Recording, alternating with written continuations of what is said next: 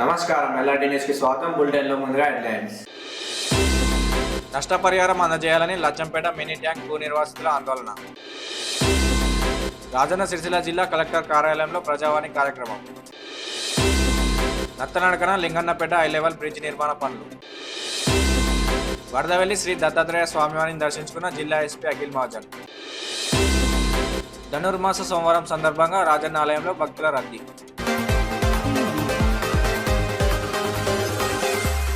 SC వర్గీకరణ సాధనకు ప్రతి ఒక్కరూ కృషి చేయాలని కొడిమేల మాదిగ జేఏసీ నాయకులు పేర్కొన్నారు.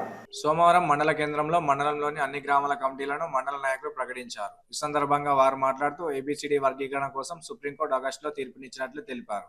ఆయా రాష్ట్రాలకు అధికారాలు కల్పిస్తూ తీర్పునిచ్చినట్లు గుర్తు చేశారు.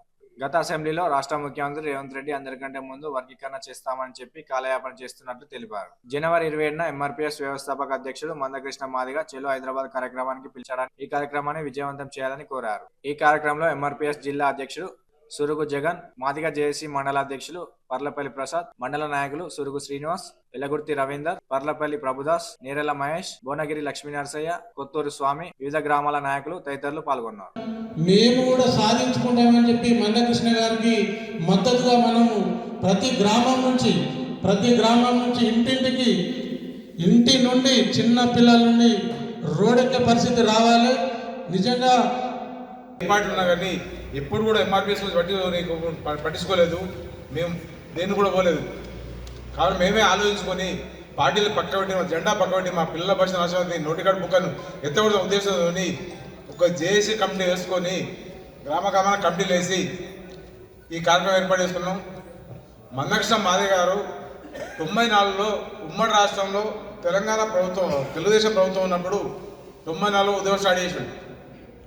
మాకు వచ్చే వాటా మాది మాకు కావాలి, వర్గీకరణ చేస్తే మాది మాకు వస్తుందని చెప్పి వర్గీకరణ చేస్తే 94లో స్టార్ట్ చేస్తే 2000 సంవత్సరంలో చంద్రబాబు ముఖ్యమంత్రి ఉన్నప్పుడు ఇంత పెద్ద ఉద్యోగం చేస్తున్నారు కృష్ణ గారు, మీకోసం మీరు చేసే పోరాటం న్యాయమైన పోరాటం. నేను ఖచ్చితంగా దీన్ని వర్గీకరణ అమలు చేస్తాను, పార్లమెంట్లో బిల్లు పెడతా అని మాటించి పార్లమెంట్లో మోడీ గారు పార్లమెంట్లో బిల్లు ఆమోదించి బిల్లు పెట్టిన తర్వాత మళ్ళీ సుప్రీంకోర్టులో కేసు వేయడం జరిగింది. కొంతమంది స్వార్థ నాయకులు వాళ్ళ వాళ్ళు వేస్తే మొన్న ఆగస్టు 1 నాడు సుప్రీంకోర్టు 7 ధర్మాసనం తీర్పిచ్చింది. ప్రపంచానికి తెలిసిన పాత్రికేయ సోదరులందరికీ ఈ వేదిక ద్వారా మా పాదాభివందనాలు తెలియజేసుకున్న మంచి కార్యక్రమం దొరికింది. మీకు ధన్యవాదాలు తెలపడానికి ప్రతి సోదరులందరికీ, పాత్రికేయ సోదరులందరికీ ప్రత్యేకమైన ధన్యవాదాలు. అదేవిధంగా బాకీ పడ్డదో ఈ సమాజం మాదిగ సోదరులు కానీ గుర్రాజ్ జాషువా గారు ఒక కవి ఆనాడు చెప్పడం జరిగింది. నేను చెప్పిన విధంగానే ఒక ఊరవతల ఒక ఎద్దు చనిపోతే దాన్ని తీసుకొచ్చి దాని చర్మం ఒలిసి వ్యాధులు వేస్తాయని చెప్పి దాని చర్మం ఒలిసి దప్పు కానీ చెప్పు కానీ వివిధ పనివృత్తులను సమాజం సేవ చేసిన ఘనత మాదిగ జాతికి తీర్పు ఇవ్వడం జరిగింది. ఆ తీర్పును ఇస్తూ ఆనాడు అసెంబ్లీ సాక్షిగా దేశంలోనే మొట్టమొదటిగా ఎస్సీ వర్గీకరణను తెలంగాణ రాష్ట్ర ప్రభుత్వం అమలుపరుస్తుందని చెప్పేసి అసెంబ్లీ సాక్షిగా రేవంత్ రెడ్డి గారు మనకు హామీ ఇవ్వడం జరిగింది. అనేక ప్రోగ్రాలలో రేవంత్ రెడ్డి గారు ప్రతిపక్షంలో ఉన్నప్పుడు, టీడీపీలు ఉన్నప్పటి కూడా అనేక ప్రోగ్రాలలో మాదిగలకు అండగా ఉండి అనేక సభల్లో పాల్గొని ఎస్సీ వర్గీకరణకు మద్దతు తెలపడం జరిగింది. ఆయనకు వర్గీకరణ పైన స్పష్టమైన హామీ రేవంత్ రెడ్డి గారికి ఉన్నది. వర్గీకరణ చేయాలని ఉన్నదని కూడా ఆయన చేయలేకపోయాడు. దానికి ముఖ్య కారణం ఏంటంటే స్థానికంగా రాజకీయంగా ఎదిగిన ఇక్కడ కొంతమంది నాయకులు, ఇక్కడ ఉన్నటువంటి ఉద్యోగస్తులు రౌదరి పాల్ శ్రీనివాస్ కు ఫోటోలు దిగడంపై ఉన్న శ్రద్ధ వేములవాడ ఆలయ అభివృద్ధిపై లేదని వేములవాడ నియోజకవర్గ బీఆర్ఎస్ ఇన్ఛార్జ్ చెల్మడ లక్ష్మీ నరసింహారావు విమర్శించారు. వేములవాడ పట్టణంలోని ప్రెస్ క్లబ్ లో మీడియా సమావేశం నిర్వహించారు. వారు మాట్లాడుతూ రాజన్న కోడలను కల్లేబరాలకు తరలించడం చాలా బాధాకరమని, కోడల విషయంలో భక్తుల ప్రజల మనోభావాలు దెబ్బతీశారని మండిపడ్డారు. ఆలయంలో ఇంత జరుగుతున్నా ఇప్పటివరకు స్థానిక ఎమ్మెల్యే స్పందించడం లేదని ప్రశ్నించారు. భక్తుల మనోభావాలను దెబ్బతీసే కాంగ్రెస్ నాయకులు ఈ విషయంపై స్పందించాలని డిమాండ్ చేశారు. ఈ కార్యక్రమంలో బీఆర్ఎస్ నాయకులు, కార్యకర్తలు పాల్గొన్నారు. జై తెలంగాణ. కేసీఆర్ గారి నాయకత్వం. కేటీఆర్ గారి నాయకత్వం.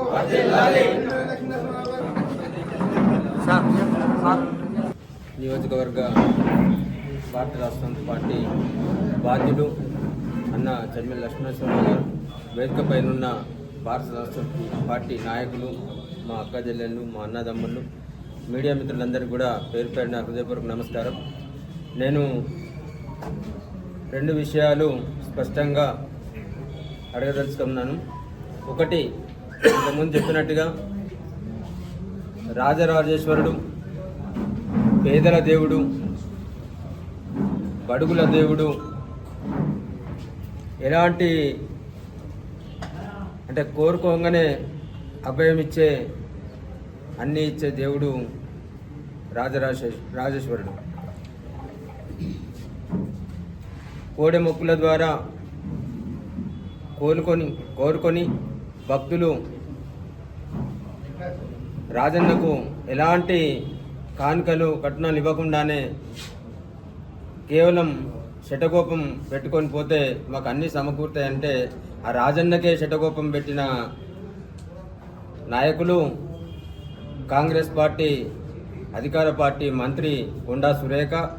నిష్పక్షపాతంగా దీని మీద విచారణ చేసి కేవలం ఎంక్వైరీ చైర్మన్గా కాదు, నువ్వు కాంగ్రెస్ పార్టీ అధికారంలో ఉండొచ్చు, కాంగ్రెస్ పార్టీ ప్రభుత్వం ఉండొచ్చు, కానీ నువ్వు ప్రభుత్వ అధికారివి, నువ్వు నిష్పక్షపాతంగా దీని మీద విచారణ చేయించి ఈ బాధ్యులకు శిక్ష పడేటట్టుగా, అట్లాగే ఈ నిధుల దుర్వినియోగాన్ని కూడా ఆపాలని చెప్పేసి బీఆర్ఎస్ పార్టీ పక్షాన డిమాండ్ చేస్తూ ఉన్నాం.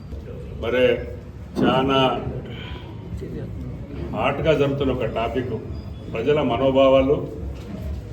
మరి ఈ మధ్యలో అన్ని పత్రికలు ప్రచురించడం అనేది జరుగుతూ ఉంది. రాజన్న కోడెలను కబైరాలకు విక్రయించిన ఘటన చూస్తే చాలా బాధ కలుగుతుంది వాస్తవం చెప్పాలంటే. అంటే ఇది భక్తుల విశ్వాసంతో పాటు ప్రజలందరి మనోభావాలకు సంబంధించిన విషయం కాబట్టి మరి ఈ ఘటన అనేక మరి అనుమానాలు తలెత్తుతున్నాయి వాస్తవం చెప్పాలంటే. అంతేకాదు చీటికి మాటికి, ముఖ్యంగా చీమ చిటుక్కుమంటేనే మన గౌరవ శాసనసభ్యులు మన విప్పైనటువంటి ఆ శ్రీనివాస్ గారు ప్రతి దానిలో పత్రిక ముందరికి వచ్చి స్పందించి మరి వారి భావాలను వ్యక్తపరచడం జరుగుతూ ఉంటుంది. మరి ఈ పర్టికులర్ సమస్య వారి నియోజకవర్గం, వేములవాడ నియోజకవర్గం, మరి ప్రజల మనోభావాలకు సంబంధించిన విషయంలో ఇప్పటి వరకు మరి ఎందుకు స్పందిస్తలేరో అని అనేక అనుమానాలు తావిస్తూ ఉంది వాస్తవం చెప్పాలంటే. అందుకని ఈ విషయాలన్నీ కూడా మీడియా ద్వారా పంచుకోవాలనే ఒక ఉద్దేశంతోనే మరి ఈరోజు ఈ పత్రిక విలేకరుల సమావేశం పెట్టడం జరిగింది. దేశంలో ఎక్కడ కూడా లేని అన్వాయితీ వాస్తవం చెప్పాలంటే. మరి దక్షిణ కాశీగా పేరుగాంచిన రాజరాజేశ్వరి సన్నిధిలో శివునికి అత్యంత ప్రీతి అయిన వాహనం నంది వాహనం. మరి ప్రజల కష్ట సుఖాలు లేదంటే ఏ శుభకార్యమైనా ఇతర ఏ తీరినా కూడా మరి అనవాయితీగా వస్తున్న ఈ వేములవాడ రాజరాజేశ్వరి దేవస్థానం ఎప్పటికైతే దేవస్థానం పుట్టిందో అప్పటికెళ్ళి కోడె మొక్కులను తీర్చుకునే ప్రక్రియలో మరి ఇక్కడ ఈ అనువాయితీ జరుగుతూ ఉంది. ఇది భారతదేశంలో వాస్తవంగా ఎక్కడ కూడా మరి ఇంత ఇటువంటి అంశం ఎక్కడ కూడా లేదు కాబట్టి మరి ఇవాళ ఈ భక్తుల మనోభావాలతోని ఆడుకునే విధంగా దేవస్థానం కావచ్చు, మరి బాధ్యులైన ప్రతి వ్యక్తి కూడా మరి జవాబు ఇవ్వవలసిన బాధ్యత వారిపై ఉందని మీ అందరూ కూడా తెలియజేస్తా ఉన్నాను. ఇది భక్తుల విశ్వానికి సంబంధించిన విషయం కాబట్టి ముఖ్యంగా వేములవాడ దేవస్థానంకు సుమారుగా 119 కోట్లు ప్రతి ఏటా ఆదాయం వస్తుంది. 119 కోట్లు. ఇంట్లో 22 కోట్లు కేవలం కోడె మొక్కుల ద్వారానే భక్తులు కడతా ఉన్నారు. 17,000 రూపాయలు ఒక్కొక్క ప్లేట్కి. హైదరాబాద్లో తాజ్ కృష్ణ అనే 5 స్టార్ హోటల్లో ఇక్కడ వచ్చిన ఒక 100 వివిఐపీలకు భోజనానికి 17 లక్షల రూపాయలు వెచ్చించి ఆర్డర్ ఇవ్వడంతో పాటు 15 లక్షల రూపాయలు మరి ఇక్కడ వచ్చిన సర్వింగ్కో ట్రాన్స్పోర్ట్కో ఇస్తే అంటే 32,000 రూపాయలు ఒక్కొక్క ప్లేటుకు మీరు ఇస్తున్నారంటే ఇది సిగ్గు చేయటం అని వాస్తవం చెప్తాను. ఏ భక్తుడు దేవాలయానికి వచ్చినా కూడా ఇక్కడ ఇచ్చిన శేష ప్రసాదం ద్వారా మీరు భోజనం చేసి ఇక్కడ సాంప్రదాయాలను గౌరవించాలి తప్పితే మీరేదో బిర్యానీలు తినాలి 5 స్టార్ హోటల్కి వెళ్ళి తీసుకొచ్చి ఇక్కడ తినాలి అంటే మరి సిగ్గు చేయటం వాస్తవం నిజమైతే దీనిపైన కూడా మరి గౌరవ శాసనసభ్యులు ఆ శ్రీనివారు స్పందించవలసిన అవసరం ఉంది అని మేము డిమాండ్ చేస్తూ ఉన్నాము. మరి అదే కాకుండా మరి 170 కోట్లు ఇతరత్ర అరేంజ్మెంట్లకు అయింది అంటే ఇవాళ గౌరవ మన ఎమ్మెల్యే గారిని ఒకటి అడుగుతా ఉన్నాను. మీరు 72 కోట్ల రూపాయలు దేవస్థానానికి తెచ్చినంటే ఇప్పటివరకు వాస్తవంగా ఏదన్నా జీవోలు వచ్చిండొచ్చు, కానీ 1 కోటి రూపాయలైనా ఏదైనా డిపాజిట్ అయిందా టీటీడీ ద్వారా కానీ ఎక్కడైనా కానీ? మరి రూపాయి డిపాజిట్ కాకముందు 2 కోట్ల రూపాయలు కేవలం శంకుస్థాపనకో ఏదో దీనికి ఖర్చు పెడితే ఇది సమంజసమా అని మీ ద్వారా నేను వారిని ప్రశ్నిస్తా ఉన్నాను. రాష్ట్ర ప్రభుత్వం పూర్తి స్థాయిలో నష్టపరిహారం అందజేయాలని గోవిందరావుపేట తండా భూ నిర్వాసితులు ఆందోళన చేపట్టారు. కొనరావుపేట మండలం గోవిందరావుపేట తండా శ్రీపాద ఎల్లంపల్లి లచ్చంపేట మినీ ట్యాంక్ పనులను అధికారులు ప్రారంభించగా భూ నిర్వాసితులు వారిని అడ్డుకున్నారు. లచ్చంపేట మినీ ట్యాంక్ పనుల భూసేకరణలో మిగతా 37 ఎకరాలకు నష్టపరిహారం అందించక ముందే పనులు ఎలా మొదలు పెడతారని ఆగ్రహం వ్యక్తం చేశారు. ఇప్పటికైనా ప్రభుత్వం చొరవ తీసుకుని మాకు తగిన నష్టపరిహారం అందజేసి తగు న్యాయం చేయాలని వారు కోరారు.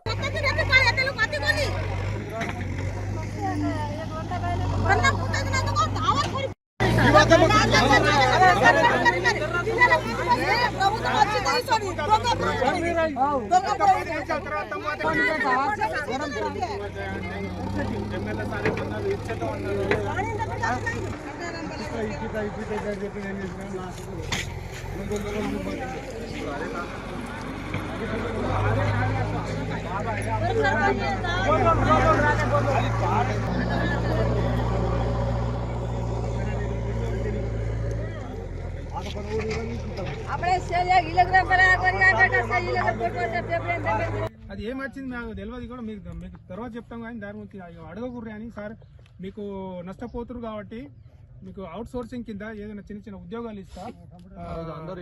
మీరు 37 ఎకరాల డబ్బులు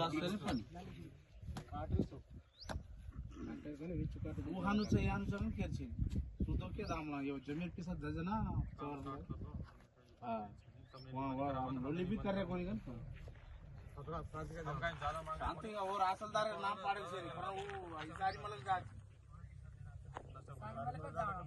సార్ మాకు మేము ఎక్కడనే తరతరాల నుంచి ఇక్కడ చెరువులో మా ఇల్లు కట్టిరు. మా తాత ముత్తాల నుంచి కట్టినప్పుడు మేము ఇక్కడనే బతుకుతున్నాక ఫస్ట్ ఏమైంది మొత్తం సర్వే చేసి కొంతమందికి డబ్బులు వచ్చినాయి. తర్వాత 37 ఎకరాలకు మాకు డబ్బులు రావాలి.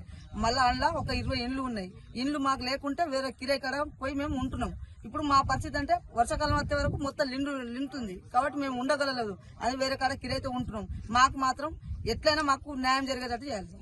అందుకే మీ పనిని ఆపుతున్నాం. మేము ఈ డబ్బులు ఇచ్చేదాకా మాత్రం మేమైతే పనిని నడిపాం. ఇది 2018 మాకు డబ్బులు వచ్చినాయి కట్ట. ఇది శ్రీపాద ఎల్లంపల్లి ప్రాజెక్టు లచ్చపేట ట్యాంక్, ఇది మినీ ట్యాంక్. అయితే ఇందులో డబ్బులు మాకు కొందరికి నష్టపరిహారం వచ్చినాయి, కొందరికి రాలేవు. ఇంకా 37 ఎకరాలకు ఫారెస్ట్ ల్యాండ్ అని అన్నారు. ఫారెస్ట్ అంటే సార్ ఎమ్మెల్యే సార్ గారు వచ్చారు. ఫారెస్ట్ అంటే మనం ఏం చేయలేమని అన్నారు. ఒకసారి సర్వే సుతా చేపిద్దాం, ఎవరు జాయింట్ సర్వే చేపిద్దాం, ఫారెస్ట్ వాళ్ళతోని డిపార్ట్మెంట్ వాళ్ళతోని జాయింట్ సర్వే చేపిస్తానంటే ఆ రోజు చేపించిన తర్వాత మేము సుతా మాట్లాడినాం. సార్ అని చూపెడుతుంది, మాకు దానికి పట్టాలు ఉన్నాయి, ప్లస్ శాంక్షన్లు ఉన్నాయి, అన్ని బోర్ శాంక్షన్లు ఉన్నాయి, అన్ని ఉన్నాయి అని చెప్పేసినాం. కరెంట్ శాంక్షన్లు ఉన్నాయి, అన్ని ఉన్నాయి. ఆ పట్టాలకు సుతా క్రాప్ లోన్ ఉన్నాయి. క్రాప్ లోన్ ఇచ్చిన తర్వాత ఇప్పుడు ఓన్లీ నష్టపరిహారం రానందు వరకు వీటికి ఇప్పుడు ఫారెస్ట్ అని అంటే కుదిరేస్తారు. అంతా మేము ఇంత నష్టపరిహారం ఎక్కువ అడుగుతలేము. మా 37 ఎకరాలు ఆగినాయి. ఆ 37 ఎకరాలై నష్టపరిహారం ఇప్పించాలని కోరుకుంటున్నాను. చేసేది ఒకటే సార్, మాకు 37 ఎకరాలకు డబ్బులు ఆగిపోయినాయి. ఇప్పుడు ఈ ప్రభుత్వం కాంగ్రెస్ ప్రభుత్వం వచ్చింది సార్. ఇప్పుడు డబ్బులు మాకు 37 ఎకరాలకు డబ్బులు ఇప్పిస్తే వాళ్ళ పని వాళ్ళు చేసుకోవచ్చు. వాళ్ళ మేము ఆపం కూడా, మేము ప్రభుత్వానికి సహకరిస్తాం. వాళ్ళకి వ్యతిరేకం ఏం లేదు. మేము నష్టపోతున్నాం కాబట్టి వర్షాకాలంలో మా నీరు వచ్చి మా పొలాలు మొత్తం మునిగిపోతున్నాయి. ఒక పంట మేము నష్టపోతున్నాం సార్. ఇప్పుడు ఎండాకాలంలో వేసుకుంటున్నాం, వర్షాకాలంలో మునిగిపోతున్నాయి సార్. దయచేసి మాకు ఆ 37 ఎకరాలకు డబ్బులు ఇప్పించి ఈ వర్క్ చేసుకోగలరని మనం చేస్తున్నాం సార్. ఇవాళ జేసీబీ వచ్చింది సార్ వర్క్ చేయడానికి ఇక్కడ కట్ట మీద. దాన్ని ఆపడం జరిగింది. మేము వ్యతిరేకంగా ఆపలేదు. మాకు నష్టపరిహారం ఇచ్చి మీ పని మీ వర్క్ మీరు చేసుకోండి అని ఆపినాం సార్, అంతే. దానికి ఏం లేదు. మాకైతే అందులో ఒక 20 ఇండ్లు ఉన్నాయి. 20 ఇండ్లకు కూడా డబ్బులు వచ్చేటట్టు కొన్ని బోర్లు ఉన్నాయి, కొన్ని బావులు ఉన్నాయి సార్. బయట కట్ట అవతల అవి కూడా కుడిపేసిర్రు. అవి కూడా చూసి ప్రభుత్వం సర్వే చేసి మాకు వెంటనే నష్టపరిహారం ఇప్పించి ఈ వర్క్ స్టార్ట్ చేసుకోవాల్సిందిగా కోరుతున్నాం సార్. ప్రజావానికి వచ్చే అర్జీల పరిష్కారంలో జాప్యం చేయవద్దని జిల్లా అదనపు కలెక్టర్ కెమ్యా నాయక్ తెలిపారు. జిల్లా సమీకృత కార్యాలయ సముదాయంలోని ఆడిటోరియంలో సోమవారం ప్రజావాణి నిర్వహించగా ప్రజల నుంచి దరఖాస్తులు స్వీకరించారు. ప్రజావానికి 79 దరఖాస్తులు వచ్చినట్లు తెలిపారు. ఈ సందర్భంగా అదనపు కలెక్టర్ మాట్లాడుతూ ఆయా శాఖలకు వస్తున్న అర్జీలను నిర్ణీత గడువులోగా పరిష్కరించాలని సూచించారు. వేములవాడ శ్రీ రాజరాజేశ్వర స్వామి ఆలయంలో సోమవారం అర్ధ నక్షత్రం సందర్భంగా భక్తులు అధిక సంఖ్యలో తరలివచ్చారు. స్వామివారికి సోమవారం ప్రీతికరమైన రోజు కావడంతో ఆలయం రద్దీగా మారింది. ముందుగా పుష్కరిణిలో పుణ్యస్థానం ఆచరించి స్వామివారికి ఇష్టమైన కోడముక్కులు చెల్లించుకుని స్వామివారిని దర్శించుకున్నారు.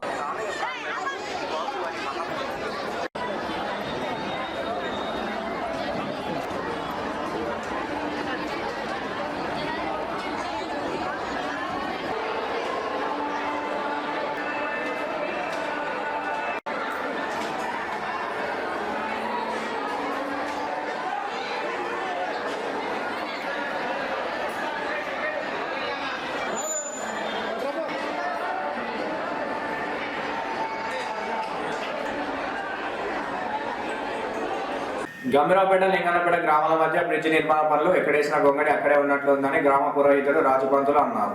లింగన్నపేట గంభీరావుపేట గ్రామాల మధ్య బ్రిడ్జి నిర్మాణ పనులు గత బీఆర్ఎస్ ప్రభుత్వంలో 17 కోట్ల వ్యయంతో హై లెవెల్ పనులు ప్రారంభించగా సంవత్సరంన్నర కాలం గడుస్తున్న బ్రిడ్జి పనులు నత్తనడకన కొనసాగుతున్నాయని కాంగ్రెస్ ప్రభుత్వం స్థానిక ఎమ్మెల్యే స్పందించి బ్రిడ్జి నిర్మాణ పనులు త్వరితగతిన జరిగేలా చూడాలని కోరారు. ఈ కార్యక్రమంలో గ్రామస్తులు పాల్గొన్నారు.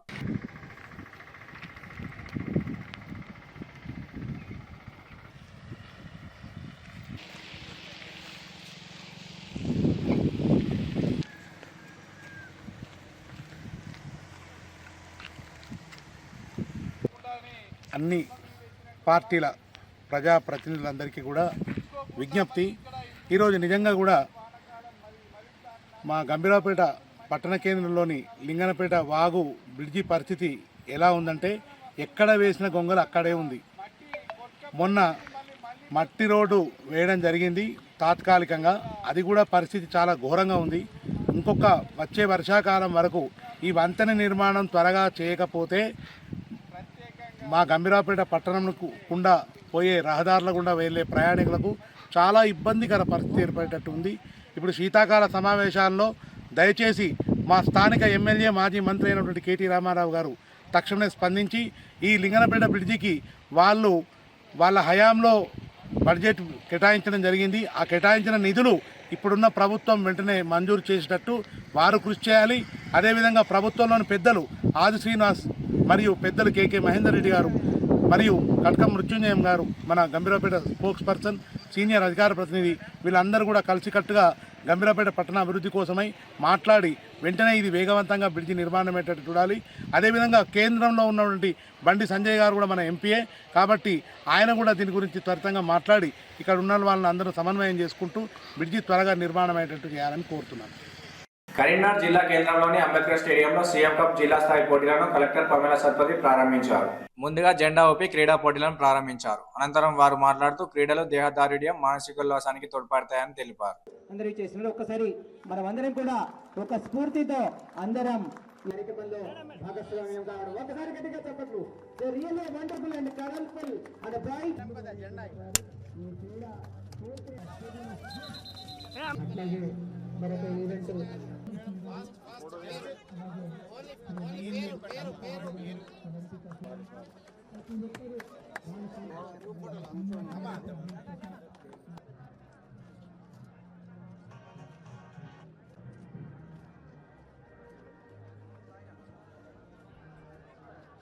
బోయిన్పల్లి మండలం వడదవెల్లిలో స్వయంగా వెలిసిన శ్రీ దత్తాత్రేయ 44వ జయంతి ఉత్సవాలు సోమవారంతో ముగిశాయి. ఈ సందర్భంగా ఆలయ అర్చకులు దత్తాత్రేయుని చరిత్రను వివరించారు. దత్తాత్రేయుని ఆలయంలో ప్రత్యేక పూజలు చేయడంతో పాటు అభిషేకాలు, ఆరతి, భజన కార్యక్రమాలు నిర్వహించారు. మూడో రోజు సిరిసిల్ల జడ్జితో పాటు జిల్లా SP Akhil Mahajan, additional SP Seshananda Reddy పలువురు దత్తాత్రేయుని దర్శించుకున్నారు. అనంతరం ఆలయంలో ప్రత్యేక పూజలు నిర్వహించి దత్తాత్రేయుని చరిత్రను అడిగి తెలుసుకున్నారు. మూడో రోజు సైతం భక్తులు దత్తాత్రేయుని దర్శించుకునేందుకు అధిక సంఖ్యలో భక్తులు తరలివచ్చారు. పలువురు భక్తులు జలాశయ పరిసరాలను ఆస్వాదిస్తూ సెల్ఫీలు తీసుకున్నారు. 3 రోజుల పాటు భక్తులకు నిర్వాహకులు అన్నదాన కార్యక్రమాలు నిర్వహించారు. ఎస్పీ వెంట rural CI Srinivas, SI Prithviraj Goud ఉన్నారు.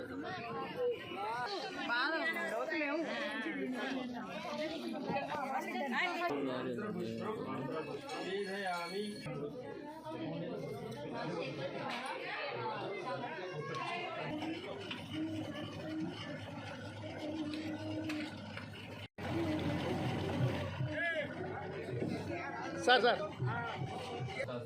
ప్రభు సర్వబాధ సర్వరోగ ప్రసాలు వ్యాధి దత్త జయంతి మహోత్సవాలే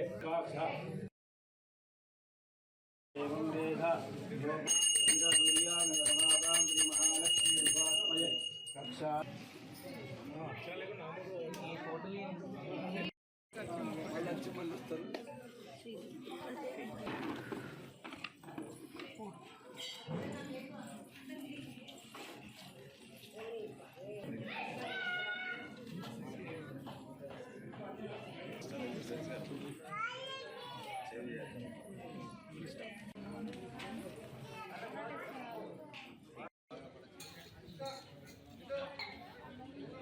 ఇవి ఈనాటి వార్తలు. తిరిగి ప్రసారమయ్యే వార్తల్లో మళ్ళీ కలుసుకుందాం. అందరికీ నమస్కారం.